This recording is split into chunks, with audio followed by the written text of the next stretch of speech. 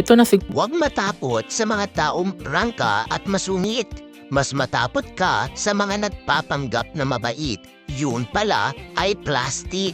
May mga taong akala mo masama ang ugali dahil lagi nakasigaw, mahilig manita at masungit. Kung minsan, yung taong ganyan, yun pa ang may mabuting kalooban. Kesa sa mga taong animo ang hair kung kumilos, pero ang totoo, sila pala ang may masamang ugali. Maganda maging kaibigan ang mga taong prangka at masungit kaysa sa mga taong patalikod kung tumira at kung umasta, pabida. Lahat tayo may bad attitude pero hindi ibig sabihin nun masama ka ng tao. Di tulad ng iba dyan, kunwari mabait lang pag may kailangan at pag napapakinabangan yung isang tao. Tandaan mo, hindi tayo masungit o mayabang. Sadyang di lang nating ugali ang magbait-baitan sa mga taong batikan.